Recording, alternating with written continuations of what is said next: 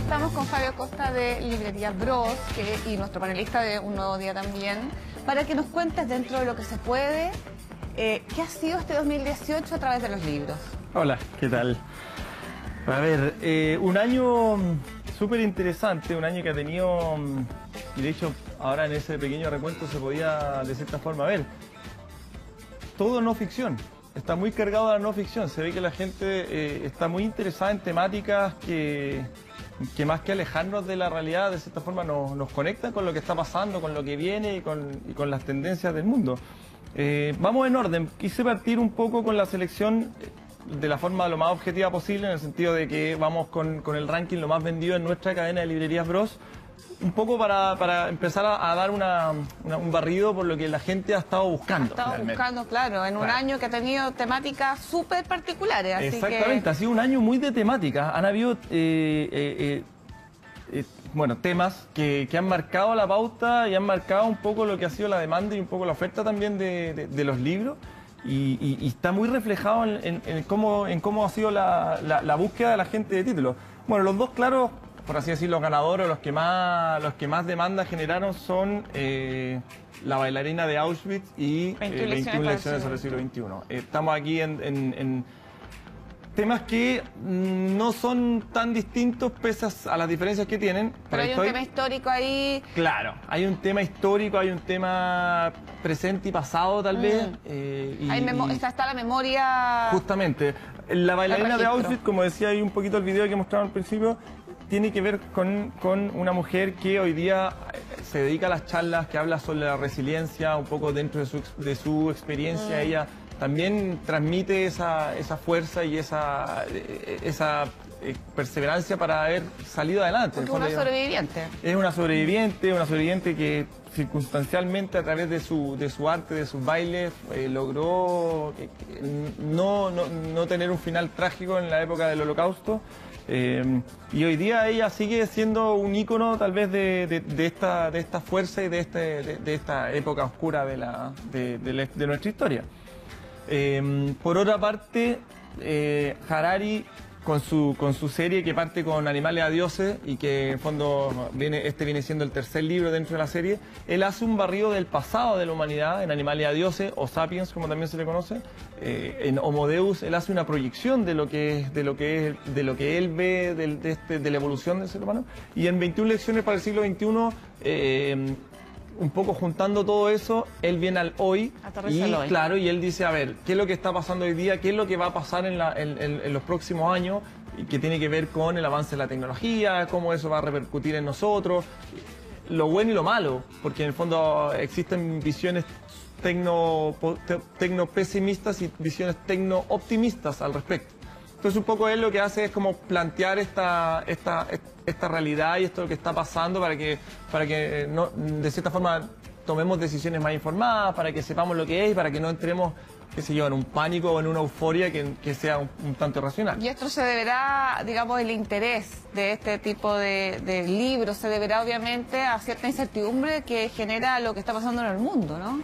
Justamente, yo creo que hay mucho, de cierta forma, miedo, que a veces hay intereses que potencian un poco esos miedos, pero también ante la incertidumbre del avance tan acelerado de las tecnologías y de cosas que nos parecen, incluso al día de hoy nos parecen un poco ciencia ficción, pero que ya no lo son. O sea, estamos hablando de modificaciones genéticas, del avance de la inteligencia artificial a niveles que en el fondo en unos años más ya... O sea, hoy día hay aparatos de inteligencia artificial que conviven con nosotros en las casas. Los mismos teléfonos celulares que nosotros ocupamos ya poseen ciertas herramientas que uno podría decir, claro... pueden ser muy útiles, pero también nos pueden dar mucho susto. Sí, pues determinan las relaciones sociales y dirigen nuestra vida, nada peor que perder el teléfono, digamos, como que se te perdió en la mitad de la vida. Y siguiendo con los temas del año, está también muy presente como esta continuación de lo que es el boom de la ciencia, que ya se alejó de esta idea de que no podemos alcanzarla, de que es para gente más erudita, no sé, más interesada, y que en realidad José Massa, María Teresa Ruiz, etcétera, han aterrizado la ciencia, la han acercado a la gente. Exactamente. Porque está entre libros más vendidos, Polvo de Estrella fue un hit, José Massa llena centros con gente, llena plazas, etcétera, para hablar de ciencia. Claro. A ver, yo te diría que desde hace tal vez el año pasado que empezó este fenómeno, yo te diría el fenómeno más de temáticas más bien académicas que han sido llevadas al público más general, que parte un poco con la historia, con el fenómeno de lo que hizo Parvex, con lo que también hizo Jorge Baradit, y que hoy día todavía tienen mucha repercusión, todavía se sigue viendo eso, todavía hay libros de estos mismos autores que están ahí muy presentes y que la gente lo sigue buscando. Y empieza de cierta forma, yo creo que abren una compuerta que la gente se empieza a dar cuenta que hay temas que, como tú bien dices, que históricamente han sido muy lejanos al no experto o han sido muy académicos, que empiezan a acercarse a la historia y hoy día a la ciencia, y justamente hay mucho interés por la ciencia y personajes como el mismo José María Massa han sabido también conectar a la gente con eso. Y también es una cosa súper entretenida, y por eso que si uno va viendo cómo se dio este año, donde la no ficción es la que predomina, tenemos que la gente empieza a darse cuenta de que hay mucho interés, o sea, uno puede ver que hay mucho interés en temáticas que tal vez antes uno habría dicho, no, tal vez lejana, exactamente, entonces vuelve la carrera espacial, vuelve todos los temas científicos, vuelven a ser temas, las generaciones más jóvenes, impresionante el fenómeno que se genera, como hoy día quieren de nuevo ser astronautas, sí. Este renacer la astronomía es un renacer de la astronomía. Exactamente, nosotros hemos hecho eventos en la librería con el profesor Massa, y muchos adolescentes así, segundo, tercero medio, que se le acercan y le dicen, profesor, ¿qué tengo que hacer para estudiar astronomía? ¿Qué tengo que hacer para ser científico? Claro, y él les dice, bueno, estudiar. Claro. Que en el fondo es la parte que no creo que es la respuesta que esperan, pero claro, hay mucho de eso. Y además, este es un año en el que además, sin duda, tú hablabas de Baradit, que Jorge Baradit al final, si uno piensa, todos los libros que saca como que los vende un poco antes de que salgan, o sea, claro. Así como que es un poco, no sé, sandía calada, nos guste o no nos guste, como su estilo. Hay una búsqueda también del público de la historia, un poco de historia, que es lo que se le cuestiona, que se dice que quizás no es tan riguroso en términos de lo que es la historia, pero también hay una búsqueda de cierto, como ese juego de la ciencia ficción un poco, o de la ficción mezclada con la historia, ¿no? Claro. Y le funciona. Pero también ha sido un año, sin duda, donde las mujeres y el nuevo feminismo, digamos, el movimiento feminista ha estado muy marcado, y eso se ha reflejado en las ventas de los libros. Sí, claro. Este ha sido un año en que todo el empoderamiento femenino ha tomado una fuerza y de cierta forma se ha hecho mucho más a nivel de sacar la voz, a nivel de aprendizaje. Yo me reconozco que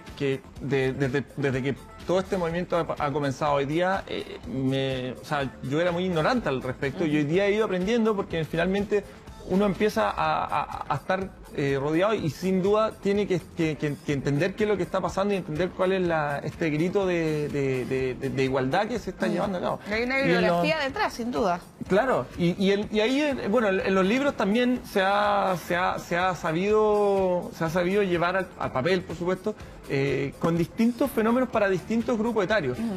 Uno de los más patentes era esta colección de los cuentos Buenas noches para niñas rebeldes, que en el fondo un exitazo, y esto a nivel mundial, y ha sido... Porque aparte que también fueron muy inteligentes en lo que hicieron, en el sentido de que es un formato que es muy amigable, sí. Entonces... claro, está hecho un libro que puede funcionar para cualquier edad, para cualquier tipo de persona, no necesariamente de hecho solamente para lectura de mujeres.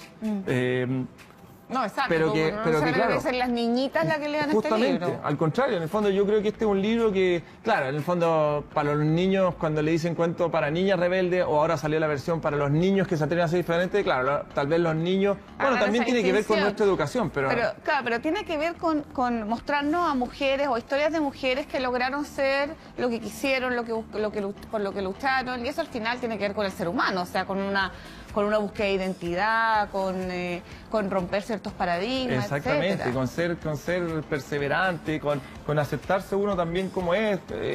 Tal vez, no sé, tal vez mis intereses son distintos a lo que la gran masa es. No sé, tal vez yo no quiero ser futbolista, quiero ser artista, y eso está bien también. Eso es un poco lo que estos libros también buscan, que uno, dentro de lo que a uno le gusta, le apasiona, lo que uno quiere, salir adelante. En el tema, en el caso específico de mujeres, también tiene que ver con que estas mujeres en momentos tal vez que que ellas siguieron caminos o tomaron caminos, quisieron irse por caminos que eran poco concurridos por mujeres. Poco convencionales. Ellas siguieron adelante y demostraron que finalmente ese camino no era recorrido por más mujeres por un tema solamente de mentalidad, no por un tema de que la mujer o el hombre no podían irse por ese camino. Y desde el punto de vista del feminismo, ¿hubo un aumento o una aparición de ventas quizás de libros sobre el feminismo así en términos más de origen, más antropológicos, más filosóficos? Sí, hubo títulos que de cierta forma fueron renaciendo, más que renaciendo, como que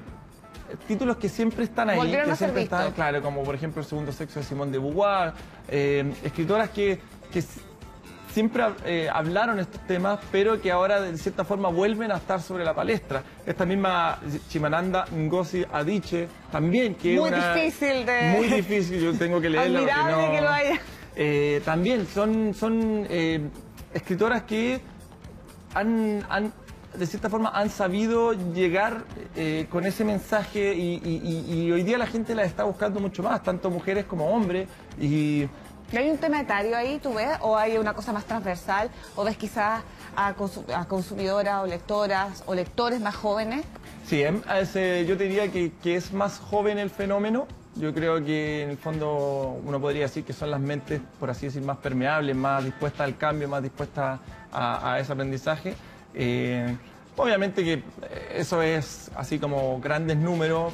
Sí, yo te podría decir que bajo los 35 años es donde más potente se ve.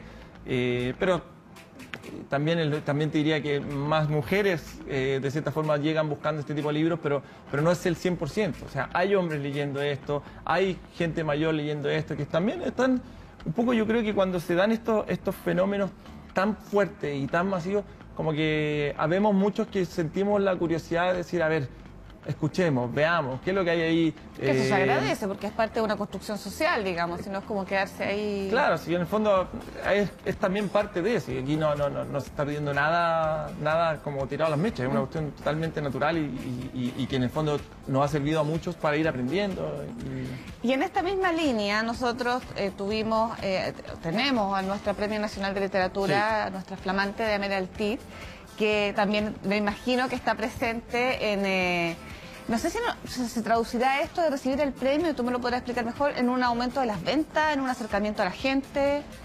¿Qué has visto tú de eso? Claro, ¿cómo no mencionar a la Premio de Literatura 2018 aquí en Chile, Diamela Altit? Que no es una escritora fácil tampoco. No es una escritora fácil, tú mismo lo has dicho. No es una escritora como muy masiva, como no es superventas. Sí es una escritora que obviamente en las librerías debiese estar, o al menos así creo yo, porque son de esos escritores que uno tiene que... Hay que pasar por ahí en algún momento si uno va leyendo hartas cosas. Y sí, los premios generalmente generan un fenómeno en las ventas.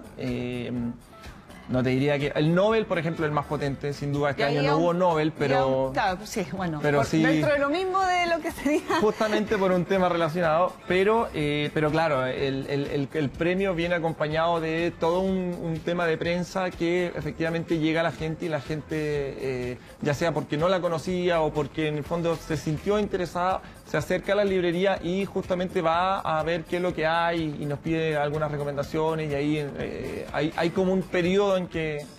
Y lo entretenido de eso, como todos los fenómenos, cuando algo pasa que aumenta la demanda por libros, es que, claro, uno podría decir que de ese 100% de gente que se acercó a Diamela Altit porque ganó el premio, porque lo vio en la prensa o qué sé yo, va a haber un porcentaje que naturalmente va a quedarse con la lectura, ya sea de ella, de cosas similares, o porque le gustó el tema de leer y se sigue... Por eso que los fenómenos ya sea literarios, de superventas, de lo que sea, siempre son aplaudidos, por nosotros siempre son aplaudidos en el sentido de que están generando nuevos lectores, están acercando a la gente a los libros y están...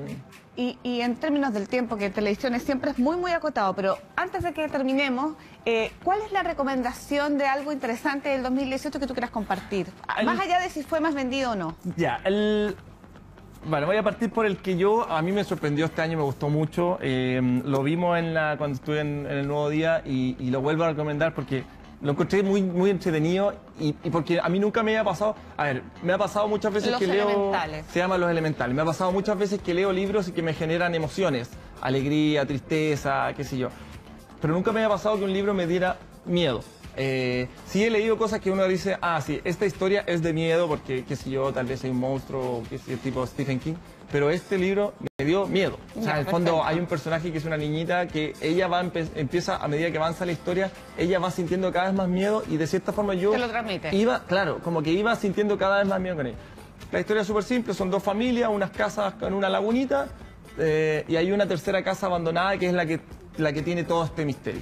Y ahí es donde esta niña empieza cada vez a sentirse más atraída por esta casa y empieza a pasar las cosas que generalmente producen esta sensación de susto que a mí me pasó y que la comenté con gente que en el fondo para ver si era yo el que me asusté. Ya tenemos Los Elementales. Y para terminar... Y el último que también creo que este fue uno de los grandes fenómenos y si no lo ha sido aún con la fuerza que debiese tener de difusión, maravilloso. Creo que hay que mencionarlo. Esta es una edición del Principito traducido al mapudungún.